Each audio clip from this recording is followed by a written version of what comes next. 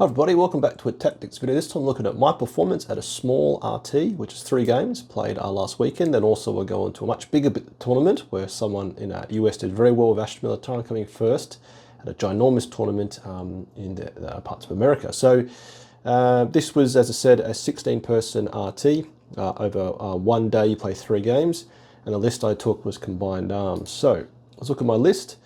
I went for Acadian Castellan attached to Acadian Command Squad, which is then attached to 20 Acadians, as we'll see, for the big blob. And this, having seen it pop up in a couple of the very leading players around the world, is definitely something to consider, because the Acadian Castellan gives you sustained hits, and also you can fall back, shoot. Of course, being attached to a command squad means you can take extra special weapons, you can take power fist, you've got the banner, you've got the medic, and you've got, of course, the Voxcaster, the Master Vox. And then within the 20 Cadians, you've got 2 plasma guns and 2 melter guns. Plus you've got, of course, 20 bodies, which is OC40 right there, plus, of course, the attachments. It's then Gaunt's Ghost, a very good unit. Still, they went down by 10 points. 100 points is a very good up-down unit. It's then Lord Solar. Now, 130 points, he's obviously got cheaper as well. Running him independently by himself was new to me, and definitely it is one way to play. But as I reflect, I think for players at my level, it's probably not the right way to go, because he did spend a couple of, or multiple turns sort of sat by himself, or give one order, and then he would just be sat there. So that's definitely an optimization point. As I said, it's the 20 Cadians attached. It's then a big blob of 20 Catachan jungle fighters. That's 20 in total. It's in a 10-man of jungle fighters. Then a single Taurox. Now, it's then 10 Rough Riders, which I use Deathcore Creek models, which I've got resin ones, but that's then 10 of those. It's then 6 Bulgrim. Heavy weapon team with 3 mortars. And then it's 2 squads of Kazkin. Rounded out by 2 Limon Rust battle tanks and 1 Ortican Limon Rust, 5 Rattlings and a Scout Sentinel. So you can see a real plethora of units, but fundamentally it's 3 tanks, Scout Sentinel, Rattling Snipers.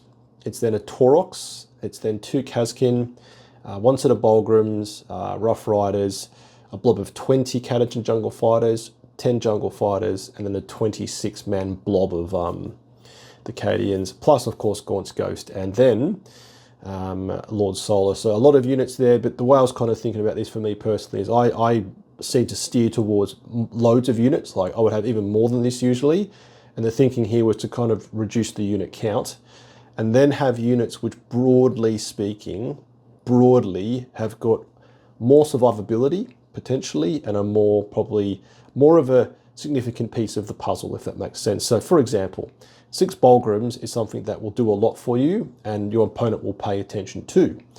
Supporting this likewise is in 10 Rough Riders. Of course, they'll pay attention to, because they can do a lot for you. And the 20-man jungle fighters is then also where I'm kind of thinking that for me to change personally, but as a player, it's like to take less, like not take 2 squads of 10, take 1 squad of 20. Because then it actually makes it a bit longer, maybe. And it has more potential to do stuff, and your opponent's going to pay more attention to that than, say, 10 jungle fighters. So this is the rough theory of the list, is I'll take less bigger units, obviously, than loads of smaller units. Because again, taking the 20 Catachan Cadians with a command squad and the Acadian Castellan is very new to me. That's quite an investment of points, but it is a unit your opponent will pay attention to, and has potential to do a fair bit of damage, as we'll see. So what was the first list I played into of the 3 games? It was into a lovely fellow called Mike playing Space Wolves. So I won't go through all the units, obviously, because I don't know them too well, but this was a very sort of diverse list of units. My understanding for Saga of the Beast Slayer is at the beginning of the game, he's going to count how many of my models are monsters, characters, and vehicles. And that tally, as soon as he kills half of that, he then gets some bonuses like army-wide lethal hits. Now he's got a real diverse set of units. The key ones I sort of looked out for was, I think it's one of the units, or several of the units. They get Blood Surge, which essentially means if they get shot, they can then move into you. So that is really something to watch out for. And they've also got, which was quite a good play that Mike did do, is they can reactive move closer to you. Then if you shoot them, they can Blood Surge into you. So they got a few movement tricks. Again, I won't go through all the units, but there was a lot of units on the tabletop. He even included a Land Raider Redeemer, which when I looked at it, I was like, that's pretty scary because it's got 2 D6 plus 3 flamers, which are AP2 and I think 2 damage. So Overwatch on that thing would just toast any infantry that goes near it. So a real plethora of units here. Now the map we first deployed on, the first mission, was this one here. So this is Terraform. And if you don't know Terraform, it's one where if you do an action on an objective outside your deployment zone, for every turn that goes on, as long as it hasn't been unterraformed by your opponent, you score 1 point per turn. So it can be quite lucrative if you do that. Now, I guess the key things that happen in this game, as far as deployment's concerned, is I always put a transport in here because then I can feed out some junk, which in the first turn was actually some jungle fighters. So they can get out 3 and then move 6 and advance onto the objective. So that's where I always put a transport in this map. Now, in the UK, if you're playing tournaments, it's usually always UKTC terrain. So once you've played enough of them, you kind of know that you're going to play missions 1 to 5, and I can tell you 1 to 5, all of the different layouts now I've played enough. And again, this is how you split up as a player, is you sort of, you know, okay, this is the common map in game 1. I put a transport here. I put the Cadians, the big blob here. I put a tank here, I put a tank there. And that was because I had Lord Solar. And I basically waited with my tanks to wait to see where Mike put his Land Raider. And he interestingly put it here right in the open because he wasn't sure where to put it, but he put it there. And then because I had Lord Solar, after he deployed his tank as his last drop, I picked up 2 other tanks and put them basically, or reshuffled them. So one was here in cover and one was also in here. So if I did go first, I could basically point them out and blast that tank. Now, luckily I got first, and I definitely feel for, definitely into charging enemies, like quite aggressive enemies like Space Wars. I personally want to go first because then you can push out your scout moves.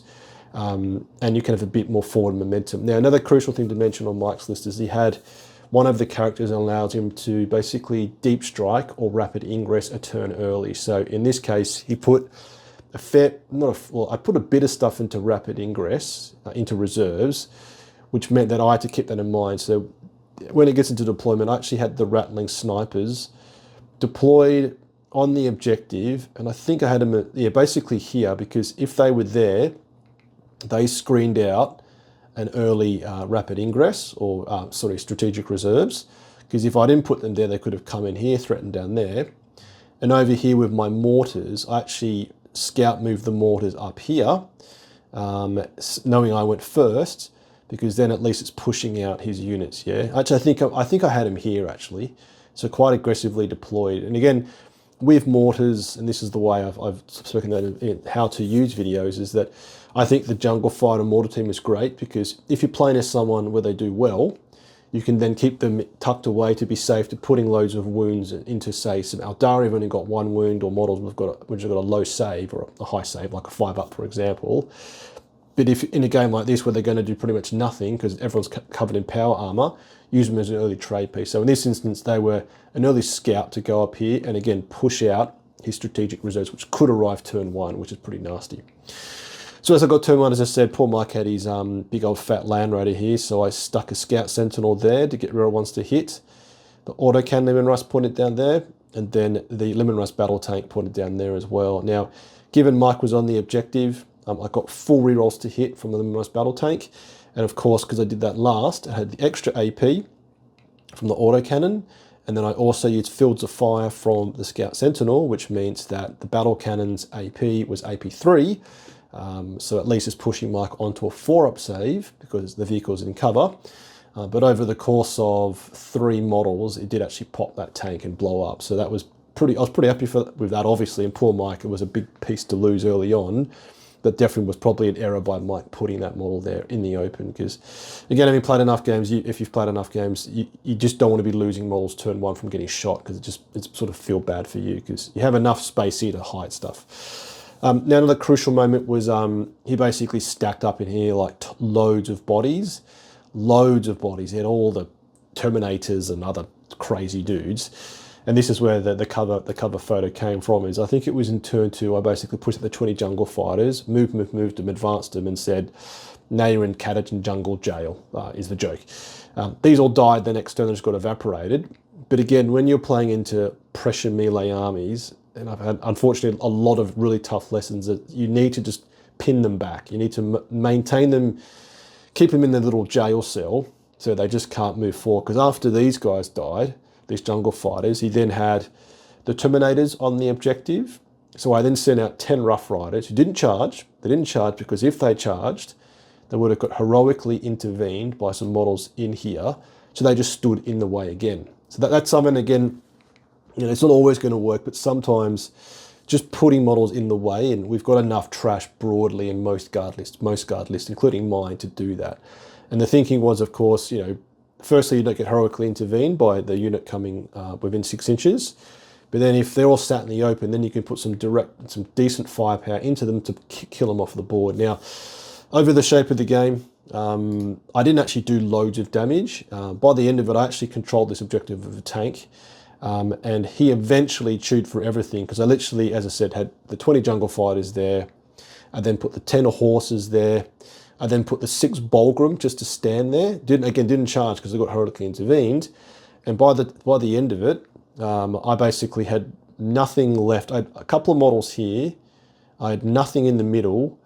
I think Lord Solon running around by himself over here, had the Taurox holding the objective, and the Cadian Castan Squad was over here, and they got murdered. So after all that, getting to the actual performance or scoring, is I actually just held on, because Mike obviously scored at the end, but given I'd ground down his primary, as you can see here, and given I terraformed super early, means I basically won it on primary, because you can actually see, having looked at it now, is he actually won it on, he did better on secondaries, but I held the primary and just continued to terraform every turn. So that was a good start. So lucky me, a turn 1 win, which felt pretty good. So good way to start. Now let's get on to the second game, and it was into Death Watch. Now I've only played Death Watch now twice, and the first time I was like, oof, these guys are pretty good. Now again, I won't go through all the units, but he had the usual offenders. I think it's the lieutenant in combi with combi weapon. He's the guy he's a lone op. He can reactive move. The reactive moves is the main thing, because he can move onto the center objective and move back if you get too close. Plus he's a lone op, so a great little trade piece there. Great unit, full stop. The Watchmaster gives one of the Death Watch kill teams advance and charge, which is certainly very nice. And then I can't tell you what this guy does, but the way to think about Death Watch is they're usually blobs of loads of dudes. They're broadly just a 3-up save. Some of them have got a 4-up invul save, which is definitely one of the units here. I think is this unit here. But the way to kind of think about them is that every unit fucks. I'm going to swear, they all fuck. Like, they've got so many weapons, and then they get like extra AP and like sustained or lethal. I'm probably getting it all wrong, but like every unit feels very effective. The key thing, which Jack, who was a lovely guy, had, was some of the squads had like the assault intercessors, I think they are. We've got like flamers and the grenade launchers, and that into me, I was like, oh boy, because that's just going to cook everything. So the mission we played here is the mission I hate the most. Is Purge the Foe. So as you can see here, if you do look at it properly, there aren't many fire lanes. You've got the obvious ones down here, yeah, and down there. But then to sort of shoot onto the center objective, you need to be pushing quite hard up this way. Yeah, either coming here and shooting there, or pushing your way through there and shooting there. And then of course you could be charged or obviously shot. Now I went first into Jack, and from experience I know that if you're not going to kill more, which I had a good feeling I wasn't, you need to hold more, obviously. So I actually put the rattling snipers here. I went first. I then scout moved on the big blob of 20 jungle fighters. I then had a scout sentinel, which also pushed up here, and I actually put the put the scout sentinel on in front of the objective, with the concept that means he can't get enough OC onto the objective. So theoretically, I had a good plan, because that was on the objective. I then had some Kazkin on the objective here. So going into turn 2, I was like, right, I'm going to score more. Now, I obviously totally didn't think, and it's pretty stupid, that the Scout Sentinel would get popped stood there by itself. So actually that concept didn't work, because in turn 1, Jack scored 4 points on primary, killing a unit, and I only scored in the next round 8, if that makes sense. I think I scored 8 to hold more, which sort of cancelled out that work. So I think I went into this quite aggressive. I think it was in my turn 2, actually pushed up the 26-man squad of Cadians onto the objective. Again, the concept to hold the objective, to lock that down. And then basically he popped out some dudes who had a couple of strategies on top, and they deleted like 25 models with flamers and grenades and all this type of thing. He had a tank help as well, blast them off the objective, but then I was like, oh boy, because the jungle fighters had been chopped to pieces by some assault intercessors, I think they are, the guys with the jump packs, I think they are. So I lost a lot in my turn 2. Now also in turn 2, because I think it was actually in turn 3, I can't remember now, but because he moved on, he charged into the big blob of jungle fighters here with some of the assault intercessors. I heroically intervened with the horses, and then I drew Bring It Down. And because he had a vehicle here, I then marched forward the horses thinking I'm going to collect this vehicle piece of cake. So I don't know which vehicle it is. I don't know this too well, but it's one with a 3-up save. It is the Gladiator Lancer, so it doesn't have loads of wounds. It's not super tough. But classic 40k is they moved up. They're only hitting on 3, so I dropped probably 3. And then only 2 of them wounded, yeah, because you're wounding on 4 with Lance. And then I did about, I don't know, 7 wounds, still had loads of wounds. So the horses then got murdered because he heroically intervened some dudes into them. And I think in turn 3, I'd lost 20 Catachan jungle fighters, 25 Cadians, and 10 horses, plus the Rattlings who got killed as well. So from there, it didn't really feel like much of a contest, because Jack just kept pushing stuff forward. And given they can uppy downy, which is also a key stratagem use in this detachment, as he basically could play the game of controlling enough. And you may have seen he had 2 whirlwinds, so that means that he was just picking on stuff. And that also forced me to put Lord Solar with 10 jungle fighters, because if he was unattached, he would have just got blown to pieces by himself. So not a good game. It's interesting that how I performed, and as we get into the LVO discussion, you can see how that played it into Death Watch, which makes me feel pretty guilty, but the scores on the board was fundamentally a bit of an ass kicking, where you can see that both on the primary and the secondaries, I just failed to compete. Again, Perch the Foe for me is the worst mission. I can never crack this. I just can't get it. He consistently killed more, and in a couple of turns, I think he actually held more, because he actually, which I totally missed, is he got some guys out over the transport. They then advanced and then got onto a tank which was here to apply firepower to a unit there, and then basically pushed his way onto the objective. And this is where I always think, like, when you need the math to work, it doesn't work, because he killed a tank. He then piled into Solar, who fell back. So I pointed a Limon Rust battle tank here, which was I think here, another one over there, plus a couple of infantry units. And because he popped Armor of Contempt and Go to Ground, he consistently rolled all of his 3-ups. I made a load of misses, made a load of fails, but it's when you're under pressure, the math always fails you, is how I'm sort of viewing that. Because I had enough firepower to definitely kill that unit, even brought in some Kazkin to shoot them, but he still had like 2 dudes left, which was an issue. So definitely I feel that when you need the math to work, it doesn't work, and it's usually when the game isn't going away, the math doesn't go away, if that kind of makes sense. So yeah, a bit of a kicking there, so not great, but that's okay. Now the last game of the day was into a guy called Ben playing World Eaters. So I played them enough in the past to know obviously how they work, which is they just bum rush you and get loads of nasty dudes. And I think I'd also played them once with a new codex. Now, again, I can't tell you what exactly this attachment does, but he only had 2 characters. He then had 2 squads of Khorne Berserkers. He then had loads of like Chaos Spawn, who can scout move and are quite survivable. It's then a squad of 8 bound, which is super choppy. It's then 2 Exo Fiends with the shooter cannons. So they're only strength 10, but they're AP 3/3 damage. They get a lot of shots out, and they also pick up infantry. The Hellbrutes are super nasty little dreadnoughts with a super cool rule, which I didn't know existed, is that they can continuously fight. So it's like they can charge something, fight it. If it lives and it fights back, they can fight again. And likewise, if it fights and kills a unit, then it consolidates into another unit, because you can fight it, you can fight back. Something like that, I can't tell you, but there was a moment it actually did that, which was cool. It's then 2 squads of jackals, 3 squads of jackals, and 2 mauler fiends, who were basically the forge, the other one, but just with like fighting hands. Now the mission here was on hidden supplies. Hidden supplies now is you score 5 if you control an objective in no man's land, 10 if you control 2, or 15 if you control more. So home objective gives you nothing. Now in this game, firstly I went first, which was actually no, Jack went second. Now going second and going first, again, you need to keep this in mind as you're getting improving. Is if you're going first, you need to be the aggressor because your opponent scores end of the game. At the end of the last turn, and if you're going second, you can be off the gas in a bit more.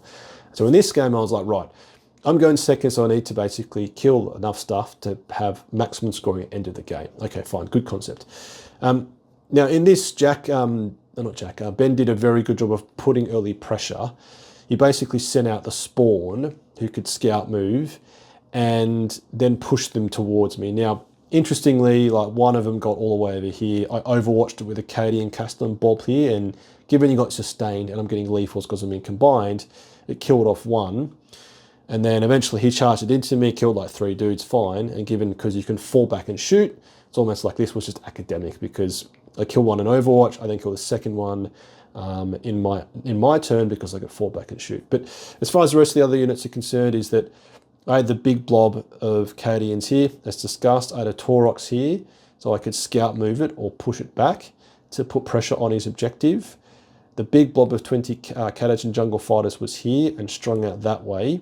So if he did decide to go for a super nasty, maybe turn 1 charge, I've got enough junk screening my squishy stuff because the mortars were here, the Rough Riders are there, and then of course Lord Solar's on the objective. Now to hold this objective here, I sent a Scout Sentinel out, the Rattling Snipers, and then also had some Kazkin here, but also the Bulgrams here. So the Bulgrams, I was thinking to use them in a way that, you know, they can lock down my expansion objective, because definitely he has the tools to apply loads of pressure.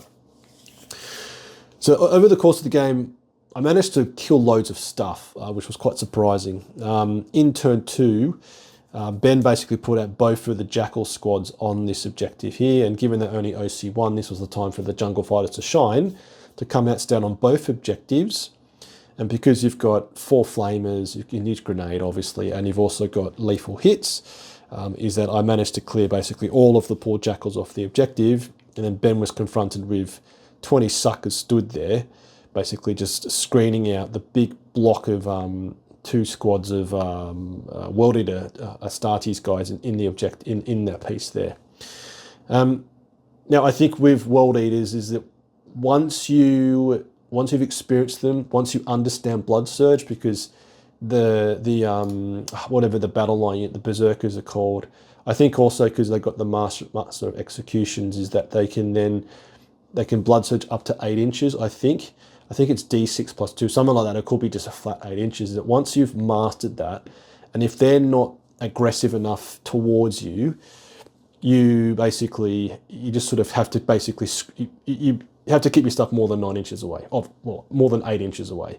So by the time he put out his Khorne Berserkers, and they were here, because they had to actually get through the horses, because again, I put the horses up there just to die, because at the Mauler, I think a Mauler feed in the middle here, I just, again, put horses there in case I couldn't kill it in shooting, so the horses were stood there, they got chopped to pieces, they got blended by like these 10 dudes. Because they were then in the middle, I then lined up 2 tanks again, plus something else, kept everything 9 inches away, or 8 inches away, just blew them off the board, because I've only got a 3-up save here. So I managed to remove most of poor Ben's stuff, which meant that I managed to get quite a good performance here, which was 89 to 98, 89 to 48 for poor Ben. You can see that Ben went first, and I basically blew him off most of his objectives. And a key one, definitely for, again, UK TC terrain, which works for me, is I often just sacrifice a Taurox with jungle fighters. It just advances, disembarks some suckers. They might throw a grenade, use a flame or whatever, do a little bit of damage, but then they're just dead, because this objective is holding with the 8 bound. So turn 2, they just drove up, got dropped off here, turned off his objective and died for the Emperor. So that's a, that's a 140 point investment. Maybe no more than that, 160 point investment, but for turning off 5 points for your opponent, it's definitely worth it in my opinion. So yeah, so a strong win there, which means that I managed to place, and I'll close a few windows to not confuse myself, fifth, also on the video title, but came fifth. So happy with that. 2-1 is a good performance at an RT, and this is the thing, when you play an RT, it's a lot more relaxed because you're not going to be playing into the world's best players. There are some very good players here, like Clement is a very good player, Steve, another Australian, is a very good Demons player. They're both very good players, but not like you're going to play like 10 of those in 16 players, because you can see there's 16 players here. Also nice to see Lawrence, the guard commander, coming back into 40k, doing okay, coming 14th, but yeah, came 5th, so yeah, happy with that.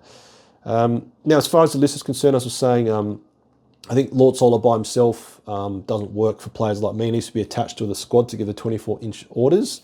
And I personally didn't get much value out of the Cady and Castellan squad. I think it's too much of a point drop for me. It's too much of an investment for me. So I won't be using that moving forward. And very controversial potentially is Kazkin for me don't work. Again, well, even in the games where I'd won, I just didn't feel them doing enough damage. Now this is obvious, like I had them shooting into Mauler Fiends. Are you going to kill a Mauler Fiend with Kazkin? No. But I was, just not doing any damage at all. So controversially, I'm probably going to swap a Kazkin squad for a Lemon Rust Battle Tank, of course, got finding points elsewhere. But definitely I think the Lemon Rust Battle Tank now in the scheme of where the Codex is at is probably one of the better units, because reroll wants to hit, or full rerolls on an objective guarantees its reliability, because you're going to get the hits on.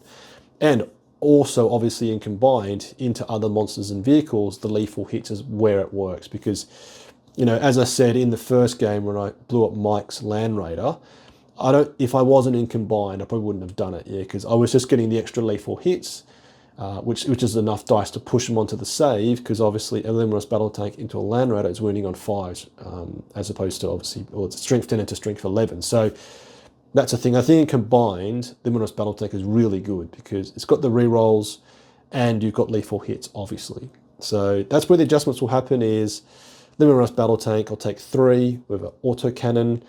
I'll then attach Solar to some Cadians. I know it's boring, but that's what I've got to do. And then I probably will actually, and this is also controversial, is take only 6 Rough Riders and take instead 9 Bulgrim in total. So a bit controversial, I know, but that's the idea. So I've already got another tournament booked in at St Albans Darkfire Cafe. So if you're based in the UK near London, do make sure you come along, because it's a great relaxed scene. And I'll be definitely playing. I've already booked the ticket for the next one, which is the beginning of next month. So that's me, 16-person tournament, came 5th, go Jeff, well done. Now, let's go on to now a very different scene here, which is the Las Vegas Open in Los Angeles, I believe, in the US. Tell me if I'm wrong. Probably got that wrong, and sorry. Now, the person we're going to speak about is a guy called Wesley. If you watch other guard channels like Joshy, he's definitely popped up there because I think they chat because they're both based in North America. And he's a very, very good player. So we'll look at his list here, and then I've got a list of his opponents, and I'm sure some of you seen he basically won this tournament, which is fucking amazing. So he's got Recon Element. He's jokingly said, how in the world do we actually enjoy playing this?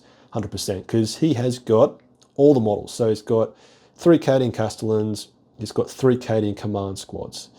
They have all got the extra plasma gun. They don't have the banner.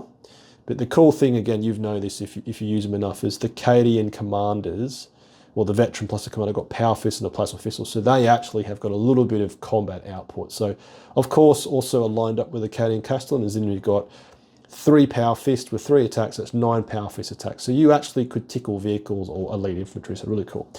So 3 of those combinations. 1, 2, 3, yes, of course. Gaunt's Ghost, Uppy Downey, and Ursula Creed. He's then got 1, 2, 3 blobs of 20 Cadians. So they're probably attached, obviously, to the Command Squad combo with the Castellans. It's then 4. Okay, there's another one. Probably maybe attached to Ursula, I don't know. We can discuss in a second.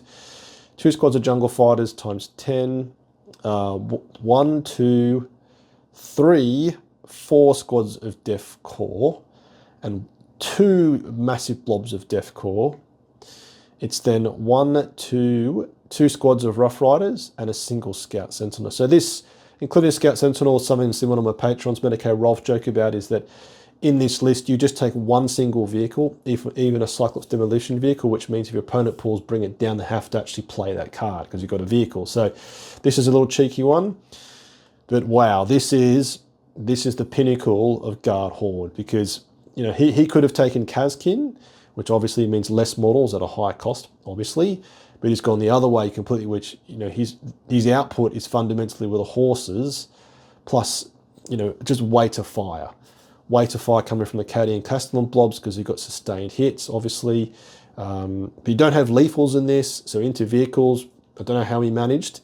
Obviously managed very well, but there is a lot of bodies here. So this is wild, and for him to do so well also is wild. So you can see all the models there. There's a lot there, and now just off note is if you want to watch him playing, make sure you check out War Games Live. It's a bloke who actually flies all over the US. I think he also drives in his camper van or whatever. He actually flew over to London a few weeks ago to record at the LGT. And this for me is the best for me personally, the best way to view a game, because you can really see like everything that's happening. It's got the dice tray. He has different angles. But when I watch battle reports, I like to be able to conceptually see exactly what's happening, because that's just the way I think. So definitely check it out. It's War Games Live tournament, Las Vegas Open top 8. So it's about 5 hours in.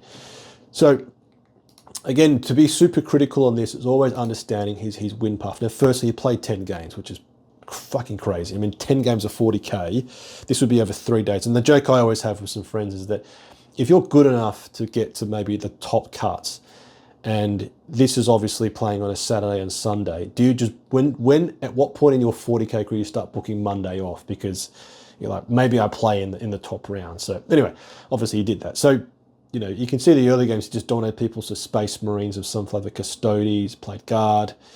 Now, Blood Angels is where, this is the one where I thought, like you'd think he wouldn't do well, because obviously into combat armies, you have no army rule really. Into shooting, like Tau, obviously you get the benefits of cover. So that's where he played Tau twice. And you can see he did well. He won both, obviously, a bit more narrow win here. But like Blood Angels would have the volume, Custodes would have the volume of attacks in combat to delete stuff. Now this is where, if you do watch, again, this game, and I really recommend it because it's really cool, because both these players were very good sort of talk about the way they're thinking, just the way they do things, is that you can see firstly Wes is a very experienced, good player, because the way he sort of positions models, the way he feeds models out, is all thinking about how do I make up my opponent to react. And I think a really good play in the early parts of this game, which he obviously would have done throughout the game, is that using, say, 10 Def Corps, is you feed him onto center objective, for example, and if your opponent doesn't put something that's going to guarantee delete them, because you can regenerate, and then using same bravery, you may just hold the center objective. So there's a lot of, I think there's some good stuff to learn there, is that he was very good at, well, he's obviously very good at sort of controlling what his opponent does, give him stuff to chew on, forcing him into a position where he actually has to do stuff, and then either applying enough devastating firepower or moving up a load of bodies to just movement blocks all the models there. So, it's a very strong win path. The only one here maybe is he didn't play loads of, okay, Custodes, okay, that's combat. Let's be clear, Blood Angels is combat, but maybe if he played loads of combat as he moved up towards the top of the win path, maybe he wouldn't have done as well. But the one that makes me guilty is you can see the Death Watch, he just crushed his opponent, because I found that, I think I misplayed, but Death Watch had the firepower to delete whole units, but when this guy is playing, as many units as he has, it almost doesn't really matter. So this is really a very, and there's loads of other people speaking about it, but the core one out of this is a very unique way to play Guard. A lot of dedication has been made, obviously, to this, is assembling and painting all these models. And again, if you watch the video, they're all the right models. It's not like he's proxying old Cadians for Def Corps. They're all Def Corps. They're all Catagen. They're all Cadian. So he's obviously assembled them all, painted them all, and played a lot to get this good. So this is massive, a very, fantastic to see someone do so well with this. And it does go to show Guard still has a lot of potential in the tournament scene at least. So as you can see, and I think it's good to also point out as we look here, so you can see he came first with a whopping 10 games. And then within the top 30, because this first page is just 30, is that there are several other players who did well as well. So I think so Wesley, I know there's one more guy, and I'm going to miss them, but there's about 3 or 4, I think I can see, maybe four players in the top 30 of this massive tournament with Guard. Okay, there's Fernando, and I can't see what list he played, but he played 6 games. Is that it definitely in the US scene, we still have Guard doing very well. Placing 4 in the top 30 with one guy winning it is no joke. So there's the real sort of positivity to take out of this is Guard still have a lot of potential. Then you've got Jeff on the other end of the spectrums going 2-1 at a tiny RT. So, from a sample of 2 tournaments, Guard certainly seems to have the potential still to do very well. So what do you think? I'm sure some of you have already seen this news, this fantastic news by Wesley, doing fantastically well at LVO, and then also Jeff doing great at his little tiny tournaments, so lucky me. What do you think? How are you going out there? How's it going? I'd love to hear from you. What lists are you trying? Again, just discussing it with all you is like, I've tried Recon, and I probably aren't good enough to make it work. I had a couple of decent games with it, but for me it's back to just combined. I don't play much anymore, just the way life and work is working out. I'll probably play an RT every month, and that's it for me. So it's 3 games a month, if I'm lucky. So I don't get the reps in, so that's where combined on for me. Super simple, just lethal hits. Great, off you go. How are you going? What detachments are you finding the best? What are you struggling with? And how are you going at tournaments? Always love to hear from you. So if you enjoyed this video and want to support me, you can do is a like, comment, or by subscribing, or joining my Patreon platoon if you're super keen, where you get a miniature assigned to you, which appears in the roll call end of each video, or becoming a channel member as well. Or you can just watch the rest of my YouTube videos. Recently been really focusing on the tactical aspect of 40k, talking about how to actually use units, for example, not what they just do. It's like how to actually use them on the tabletop, and then the wider meta state. And I've also got lore videos and also some hobby videos as well. So super thanks to all my supporters, be it the Patreon platoon members and more, and also as importantly the channel members as well. I always appreciate the support you give to me as a small YouTube creator. So keep your bayonet sharp, las gun oiled. Faith for the Emperor strong. Patreon platoon, sound off. Tank Commander Glenn, Tank Commander Mitchell, Tank Commander Watchdog Van Etten, Lieutenant Burke Nielsen, Lieutenant Smith, Colour Sergeant DuPont, Sergeants Adal, Scott, the Colonel Merrill, Veterans Gibson, Hall, Lundeen, Guardsman Beard, Coquelin, Easingwood, Hills, Lyons, Malik, Nitton, Medicae Rolfe, Tontkin, Conscripts England, Evan Gunn, Goodwin, Honorary Members Bolgram King, Psyche Smith, Cyan Gaylard, Aquilon Nassine.